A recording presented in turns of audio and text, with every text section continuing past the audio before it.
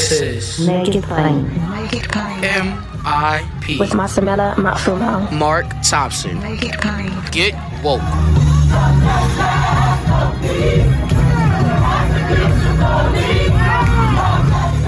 Ladies and gentlemen, it has been a minute since we've had a chance to talk with our good friend, the founder of DailyKos and Civiqs with a Q, Markos, for Thursday Coast. He's been traveling, I've been traveling, but we're back in the saddle. We're doing this, and a lot to talk about. Markos, welcome back, buddy. How are you? I'm doing great. I don't want to be too excited because we got this war and we got this crap going on in the Senate. I don't want to make it seem like everything's wonderful, but like personally, things are going pretty well.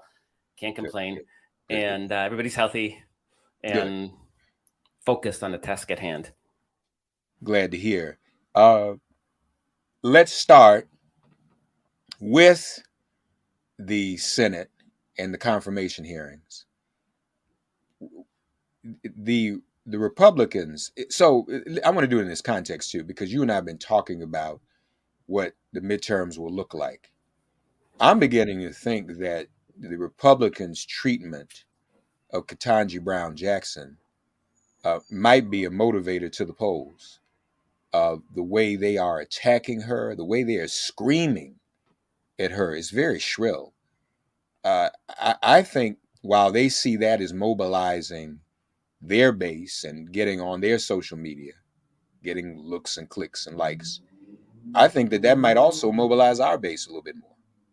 I mean, there's a lot of preening for their own fundraising efforts in their 2024 presidential ambitions. You know, the Ted Cruz's doing their thing, Lindsey Graham. I don't know what's going to motivate our base, to be honest. There's so much material for us to work with that come this summer, if and when the Supreme Court eliminates Roe v. Wade, I think that may actually have a bigger impact. But you're right, a lot of this goes both ways, right? So yeah, Republicans are going to play those clips for their base, but if Democrats and allies are smart, they're going to also be replaying those clips and targeting that at specific segments, you know, the Black community, to let them know this is what the Republican Party stands for. Mark, I didn't even know this. There were no confirmation hearings for Supreme Court justices until when it was all white Christian men. It was when you had the first Jewish nominee that was the first confirmation hearing. And clearly, Republicans know they can't stop this. And people like Lindsey Graham, who are in hysterics right now, actually voted for her last year. So, curious that it was okay last year, but now she's too radical and crazy for him that he's just literally like has the vapors. But it's a target-rich environment. And so what we'll play in 2022, I say that like if it's in the future, what we'll play this November is really up in the air. But I really do hope that people are paying attention and that they're motivated by this. Because what I'm getting out of the Supreme Court hearings and even the Supreme Court's actions is that it is even more important than ever for us to win a bigger majority, a real majority in the Senate this November, as well as holding the House, so that we can expand the Supreme Court and stop this hyper-partisan court. I mean, you have a court that basically said that a Voting Rights Act challenge to the Alabama maps had to be stopped because it was too close to the election. And just yesterday, using the shadow docket, so they didn't even have to explain themselves, they actually blocked the Wisconsin maps under the similar VRA argument. So Alabama, no, it's because it would benefit Democrats. It's too close to the election. But the Wisconsin map, which benefits Democrats, oh no, let's stop that and let's throw it up all in the air. So this is a court that is hypocritical, doesn't care about being hypocritical, is using the shadow doc, so they don't even have to issue rulings. They don't even have to explain themselves at this point. The shadow doc basically means they issue an order without an opinion. And it is unconscionable that that's happening. And we absolutely, I used to think that we had all these priorities. We obviously have a lot of priorities if we expand our majorities in Congress. Tough act. We all acknowledge it's going to be very difficult. But the number one thing we need to do, and I'm not sure Democrats are ready for this, the number one thing we need to do is expand the Supreme Court, because without that, anything that we do is going to get thrown out by this radical, hyper-partisan court, whether it's voting rights, whether it's statehood for DC, whether it's any of this stuff, the Supreme Court will throw it out. So unless we address that by expanding the court and adding term limits, unless we do that, there's no Democratic agenda. So first things first, yeah, I hope conservatives, Republicans have done a good job over the last few decades of electorally motivating themselves around the Supreme Court. For whatever reason, liberals can't do it. I don't understand it. We try. Liberals don't get worked up about the Supreme Court when literally the Supreme Court is the biggest enemy of the nation right now. We could have all the majorities. We could have the White House. We could have super majorities in the Congress. Would not matter with the Supreme Court.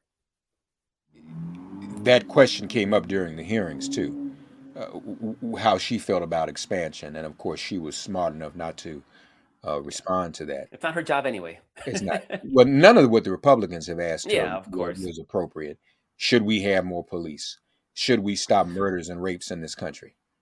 What kind of this is the problem with giving everybody their time to preen before the cameras, as opposed to actually, this is not a confirmation hearing. This is air your grievances hearing. I didn't know that there were no confirmation hearings originally. Yeah, I just found that out yesterday. So the people just got nominated. They just voted them up or down, I guess, huh? Yeah. And most people, they didn't vote down. Yeah. It was just kind of. No.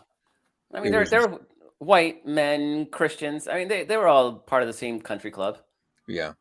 I mean, everybody out in the northeast, right? That little pocket of elite. They probably all went to school together.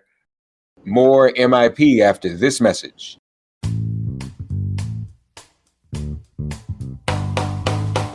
Geico asks, how would you love a chance to save money on your insurance? Of course you would. After all, who wouldn't love a great deal, right? And when it comes to great rates on insurance for all of the things in your life, Geico can help. Like with insurance for your car, truck, motorcycle, boat, and RV. Even help with homeowners, condo, or renters coverage. You could save even more with a special discount when you bundle your coverages. Plus, add the easy-to-use Geico mobile app, available 24-hour roadside assistance, and more. And choosing to switch to Geico becomes an easy choice. Switch today and see all the ways you could save with great rates and discounts. It's easy. Simply go to geico.com to get a rate quote or contact your local agent and get started seeing how much you could save.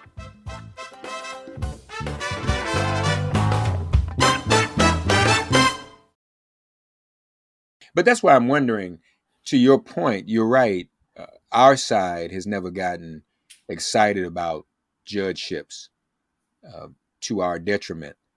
But I'm beginning to wonder the responses that I'm seeing in terms of the way she's being treated and confronted. I'm seeing more of an interest, and hopefully that translates. Yeah. Not only into the polls, but long term, people taking more of an interest in the courts.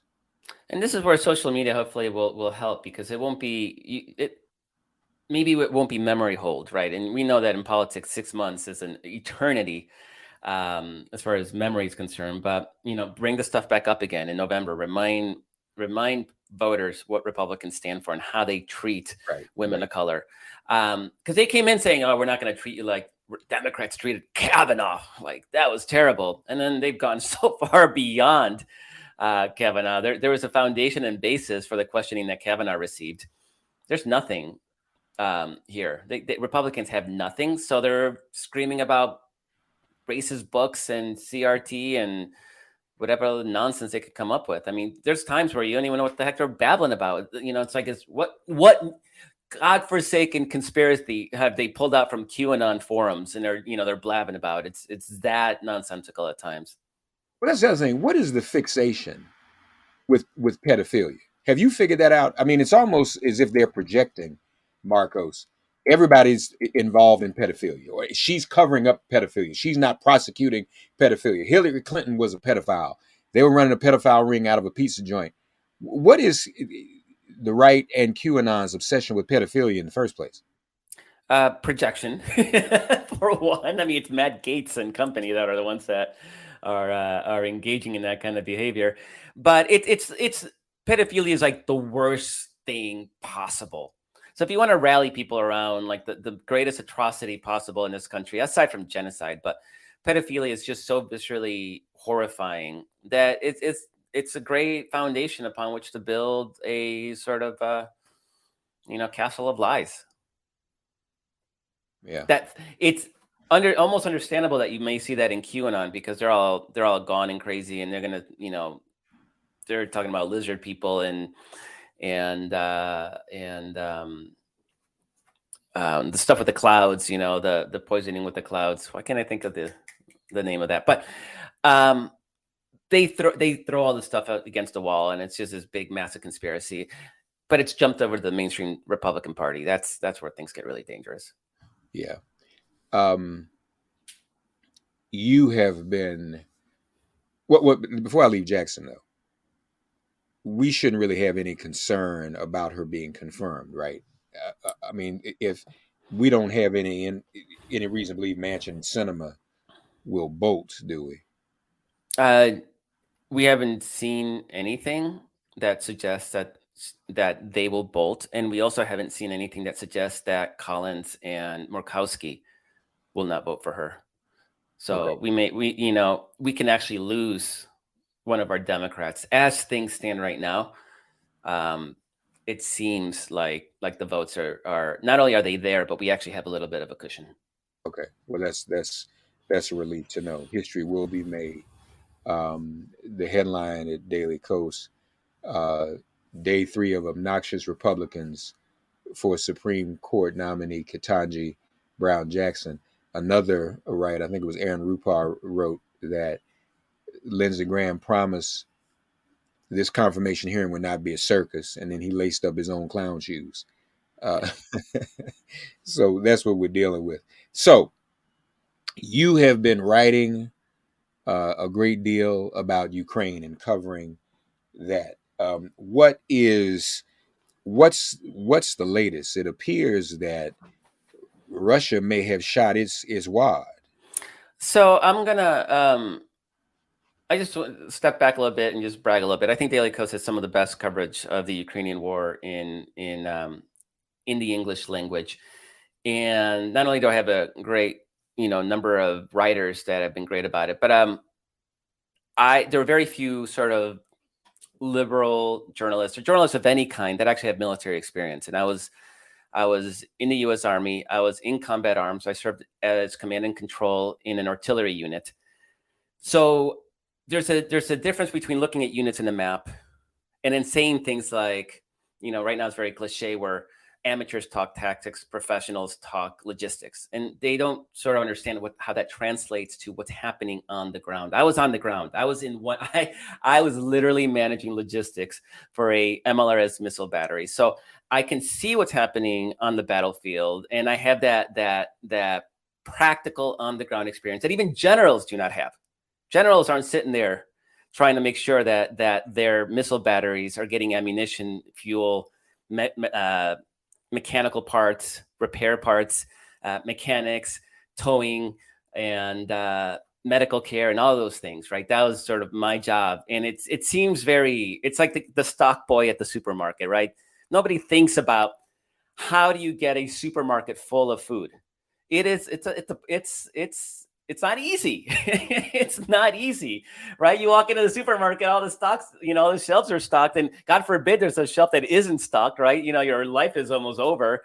And so having that understanding, I think, really informs it, right? And so the biggest overall piece, and I've been stressing this time and time again, because I do not see it in media coverage anywhere, is that 190,000 soldiers sounds like a lot.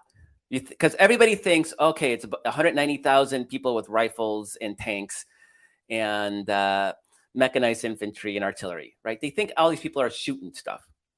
The reality of a military operation is that only 15% of soldiers actually fire anything.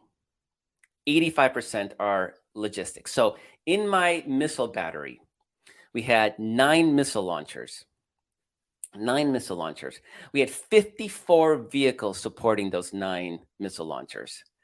Those 9 missile launchers had 3 crew members each. So 27 soldiers in our missile battery that actually pressed a button that fired anything. There was over 300 soldiers in that entire battery. Mechanics, fuel people, medics, people who repaired the radios because the radios are always broken, command and control, which is what I did, the supply trucks, the ammo trucks. I mean, there is an entire massive infrastructure that you need to support something like a missile battery. And so I've been watching very closely these units in Ukraine, and sometimes you'll see these videos of a car driving past an entire column, whether it's an artillery column, whether it's a mechanized infantry. And I sit there and I count the trucks, I count all the vehicles. And it is uncanny how it always ends up being about 15% of the vehicles are actual combat troops, and 85% are support.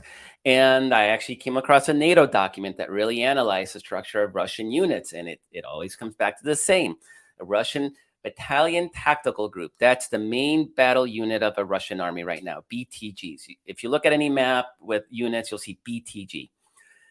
The BTG is 600 to 800 soldiers. Of that, only 100 of them are mounted infantry. All the others are, again, support. So you're talking, you do the math, we're back to 15% roughly. More MIP after this message. So when you're looking at 190,000 troops invading, it's not 190,000 people with guns invading. It's about 25,000. 25,000 invading a country of 40 million people. On top of that, Russia invaded from 4 different locations. From the north, attacking Kiev.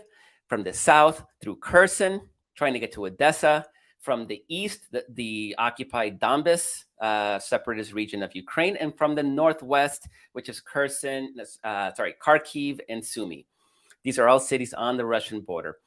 And so you take 25,000 actual combat troops, and you divide them into 4. Then each one of those axes is divided into multiple lines of attack. And the last I looked, there's about 14 different areas of attack right now.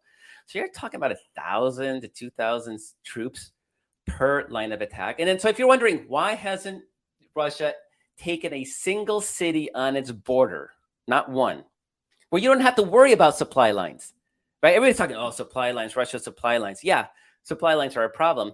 But if you're attacking a city on the border where the artillery is literally on Russian territory, there's no supply line issues at that point. They still can't take those cities. Why?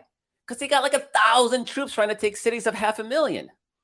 So that's the piece people don't quite understand, is just how difficult it is to move an army, how much of that army is support and logistics, and how inadequate Russians have supplied each one of those lines of attack. Had they attacked just from the east or just on the Kyiv, things may look differently, but they didn't. Okay. Ladies and gentlemen, what Markos has just revealed is quite profound. I knew nothing about this. You see 190,000, you think 190,000. So what you said, what you shared with us is very, very enlightening, Markos. If you know that, clearly Putin knows that. So what is his deal? Now, even before you said that, it seemed to me that he's being rather reckless with his army and with his plan and all of that. Before we do that, though, just in terms of numbers, in fairness, contrast the Ukrainian numbers. So how many troops do they have? And are they even more bolstered logistically because they've got home field advantage? Yeah, that's the bottom line, is that Ukraine has about 200,000 in its regular army. They called up another 200,000 reservists, which from what I can tell have not been deployed. They're probably out in Western Ukraine training and getting ready. They had 60,000 border guards, which are actually basically essentially combat troops. They're fighting. Then they have the Territorial Defense Forces, which are just local militia. They just gave them some rifles, and they're doing a lot of damage because they're the guys doing the ambushes behind enemy lines, harassing those supply lines, those Russian supply lines. So they got, I think once all is said and done and everybody's is mobilized, they'll have about 700,000 troops to defend. It is a lot easier to defend. It is a lot easier to defend. Logistically, it's easier. You don't have to, you're not moving, vehicles around, so you don't have to move as much fuel. You can set up prepared defenses to protect yourself. So the defender always in military operations has the advantage. So what Putin clearly tried to do is he tried to shock and awe Ukraine into submission, right? First of all, I think he believed the nonsense that Ukrainians didn't have a national identity. He wrote this whole essay about how Ukrainians don't have a national identity. They're actually Russian. And so he thought they were going to waltz in and they were going to be welcomed. There's some credible reports that Putin expected half of the Ukrainian army to immediately defect. So they thought they were going to get a couple, maybe 100,000 extra troops just by waltzing in. Then by attacking from four different locations, I'm assuming that Putin thought that it would Ukraine would be like, they're attacking us from everywhere. We're surrounded. And that just the thought of being surrounded was going to be enough to force a capitulation, or at least a withdrawal to Western Ukraine, which is much more defensible from a terrain perspective. It's got mountains. It's Ukrainian speaking. It's not Russian speaking like the East. So I think there's an assumption that you push them west and then you grab all this territory in Eastern Ukraine. And then even at that point, you can declare victory and just swallow half of Ukraine, including most of its agriculture and most of its heavy industry. So that was sort of the intent. And obviously, when you're a long-running dictator, you purge your inner circle of anybody that has any dissenting thought. And here you have Putin, who's this murderous dictator with a history of throwing out opponents out windows, time and time again, who has written a whole essay about how Ukraine isn't even Ukraine. Ukraine is Russia. Who's going to tell him, sorry, Mr. Putin, it's they may actually fight back, and we don't have the troops to actually truly shock and awe them. So I was counting on the first night. There's about 300 missile and airstrikes in Ukraine. That was the first shock and awe of the Russians. The first night, the first 24 hours of the U.S. invasion of Iraq, there was 2,000. So from the very beginning, it did not look like what the United States can deliver. And that's aside from the morality of the Iraq war, right? I mean, we very much established that we were very much against that war from the beginning. But the U.S. has capabilities that Russia can't even dream of having, and that's what we've seen so far this war, right? So they thought they would collapse it, and I think that's why they attacked from 4 different places. But when that didn't happen, they still haven't adjusted. They've still kept to that plan, and I'm not sure even how you can adjust it. And I've been writing like crazy, if anybody's interested, at DailyKos, just about how Russian units are formulated, how they're formed, how they're organized, and how that diminishes their ability to engage in offensive actions effectively. Big part of it is that the whole army's been grifted to death. Oligarchs have grifted, delivering weapons that don't work. Russian commanders grift and sell fuel and parts and even vehicles so they can buy their dachas by the lake. The down at the unit level, lower officials, they're doing their own grift there so they can even survive because they're paid so crappily. So the way it's organized, each sort of division had a unit. It was divided in a way that there's a division has 4 BTGs, battalion tactical groups. We talked about those.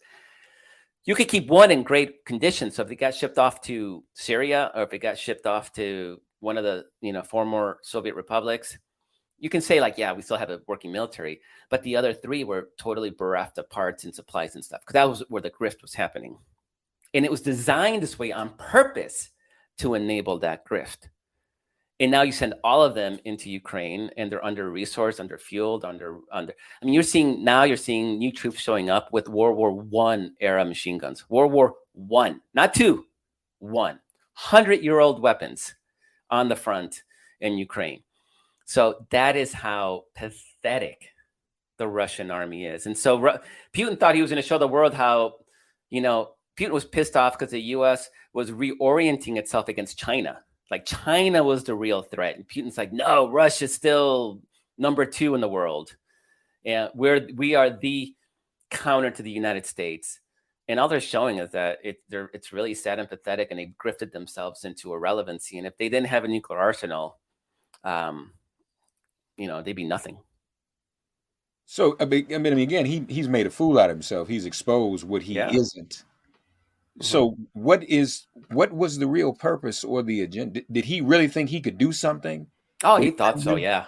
Yeah. He believed the hype about Russia being a global power. So was there no one around him to say, hey, dude, you need to hold up for a minute, slow your roll, or did he kill those people? Oh, he already killed those people. One of the sort of interesting sort of stories out of this whole war, going back to the war, after the Soviet Union broke up, they had Putin's first defense minister actually was aggressively enforcing the quality of Russian military equipment that was coming from the oligarch arms dealers, right? He was demanding that they deliver stuff that worked, and it was working. The military was getting better.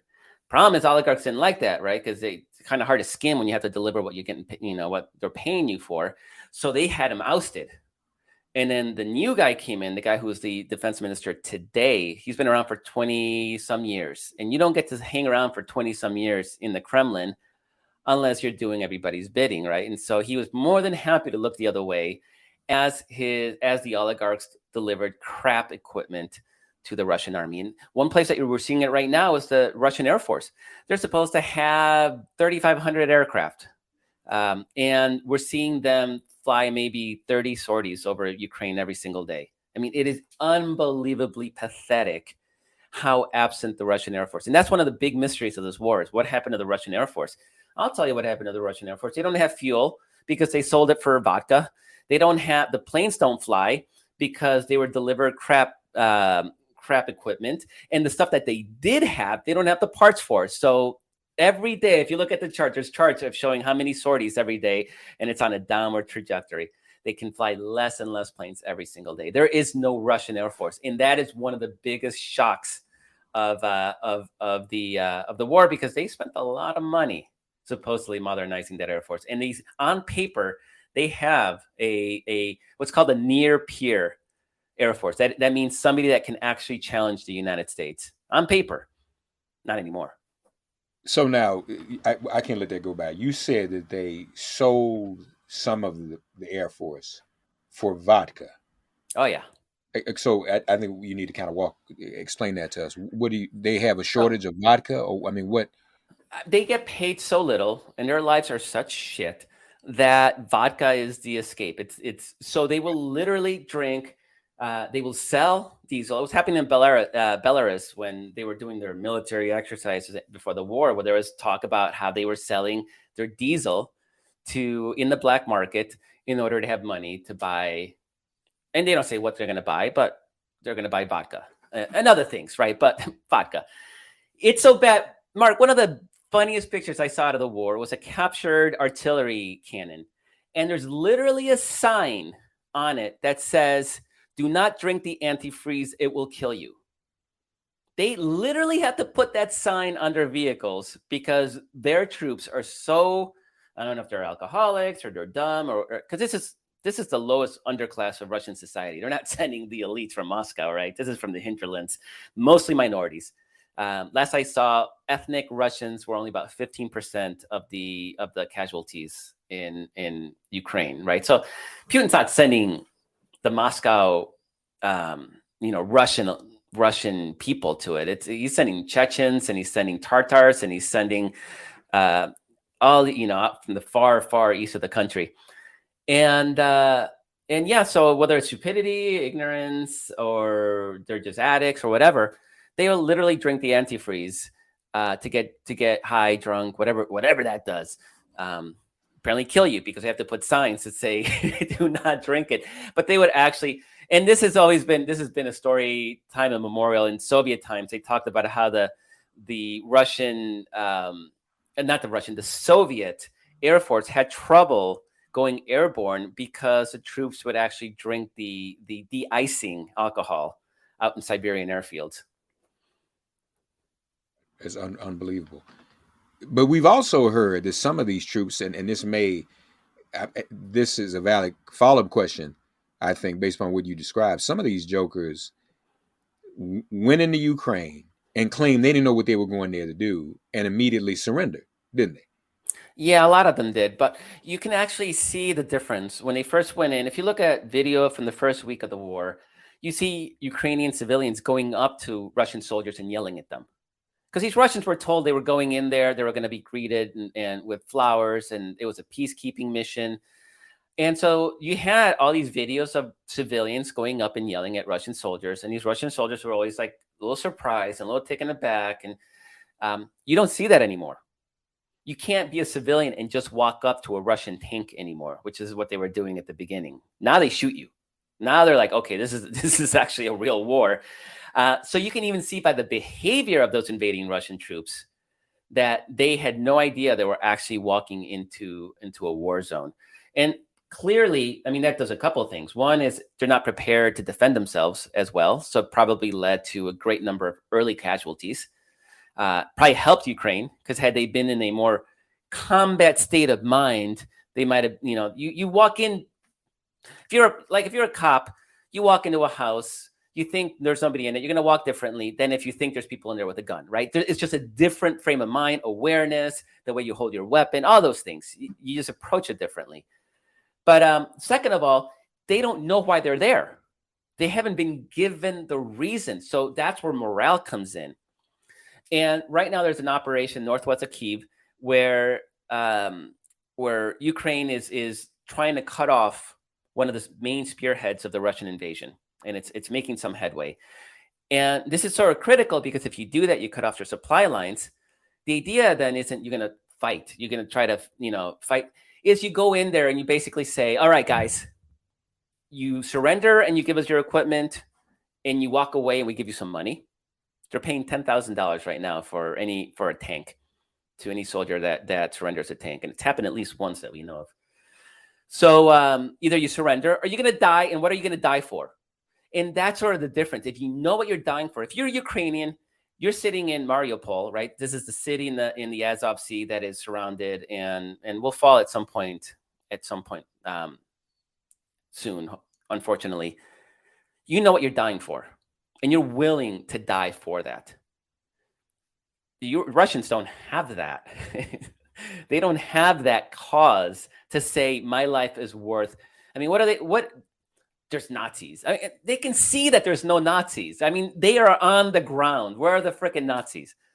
So this is the big imbalance. And this is why you look at the number of troops. And I can say, yeah, Ukraine can actually field more troops. But one of the sort of crazy facts about Iraq is that at any given time, only 1% of the population was actually fighting back against the American occupation. And we know how much trouble that caused. 1%. In Russia, you're looking at around 30%, 30 to 40% of the population will fight back. Women and children have evacuated mostly.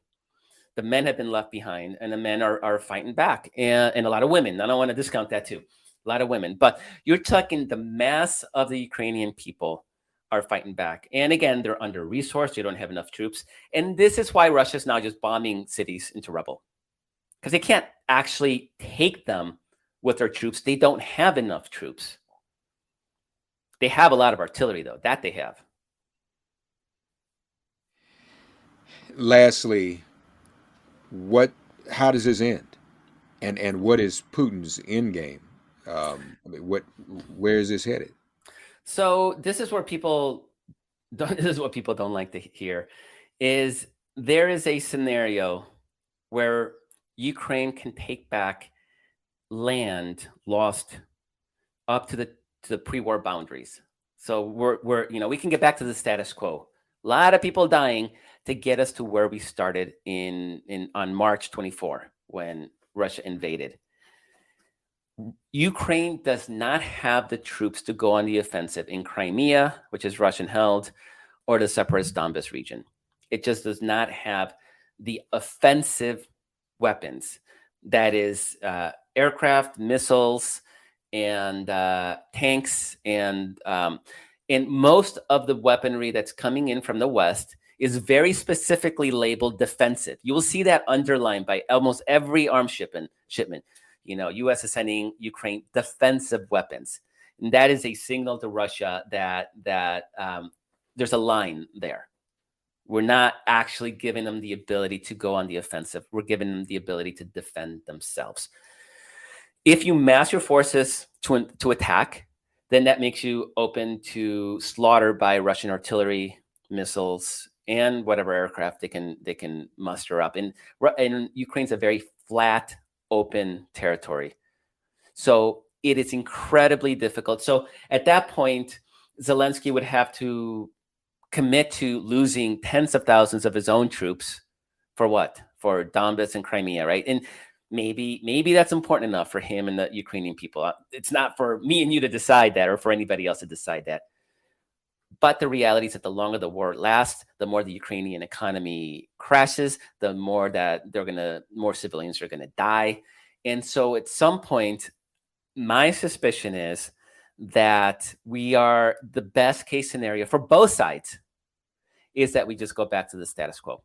Russia keeps Crimea, the separatist Donbas region remains, and then there's an uneasy ceasefire that persists indefinitely.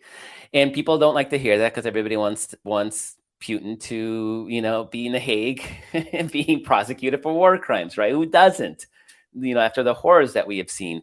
But the reality of the matter is that at some point, Zelensky is going to have to decide whether it's really worth thousands more dead in order to take back territory. And so what I've argued is Crimea is pretty much gone. There's almost no way that Russia gives that up without war, because there's a major Russian naval base on the Crimea that gives it complete control of the Black Sea. So it strategically, Russia cannot survive without that in its mind.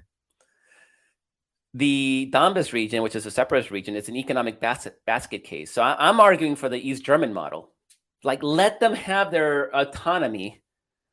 And in 10, 15 years, they'll look at the West and they'll go like, oh, yeah, Western Ukraine, the Ukraine's like doing really well. And then let's look at Russia, and Russia's a piece of crap. And then maybe they'll want to unify. I don't think it needs to be done by war. This is unsatisfying because everybody wants Ukraine to win back all its territory and to push Russia out, and for Putin to be in The Hague and war crime trials against Russian generals. And yes, but we're not the ones sitting there dying. It's not our civilians, our sons and daughters and fathers and mothers and children that are dying under Russian bombs. And at some point, Ukraine's going to have to, I think, it's going to have to make that difficult decision. As far as Putin's going to be concerned, I don't think he's going to have a choice. I think his forces are going to get pushed back to mostly to those pre-war boundaries. And there's just not going to be, it'll be a dead in the water. So he can threaten to use chemical war weapons. He can threaten to use nuclear weapons. NATO's getting a lot friskier. Poland is talking about actually engaging militarily. I mean, things are getting really, really frothy in that region. And so I don't think Putin's going to have a lot of options. And the U.S. is playing it very well by sort of, we're going to arm defensively, but we're going to step back and we're going to fortify our border NATO countries, the Baltic areas, Poland, but they're not being belligerent towards Moscow, and that's the right way to do it. And I'm so glad that we had Biden guiding this from day one, from the day he was saying Russia's going to attack, and nobody believed him because it was such a stupid thing to imagine that Putin was that deluded to think that something like this could work. Biden has played it well. Folks, follow all of the immense coverage at DailyKos.com. Markos is writing about it regularly, daily, if not more. Other journalists there to keep up with what's going on. This has been very enlightening, folks. You don't get this on the mainstream news. That's why we invite you to become a part of the DailyKos community if you've not already. Glad to have Markos back. Glad to have Thursday Coast back. I know you all look forward to it. Thanks as always, buddy. Thanks. And I just want to say that traditional media is very good at covering the humanitarian aspect of the war, the refugees, and because that they can understand. But how the military component of it, I mean, CNN has been talking about Russia's within 10 kilometers of Kyiv from day 2 of the war, when Russia's been stuck. I mean, it's not threatening anybody. So I don't want to completely crap on, because there's been some great coverage, but I actually very proud of our ability to really cover a angle of the war that nobody else does. So thank you so very much, Mark. No, thank you. Please keep it up. Thanks, Markos. Thanks for getting woke and listening to Make It Plain. Please remember to listen, like, and wherever you get your podcasts, please give the show a 5-star rating. And please do spread the word. Let's all continue to pray for each other during this pandemic and this police-demic. If all hearts and minds are clear, it has been made plain.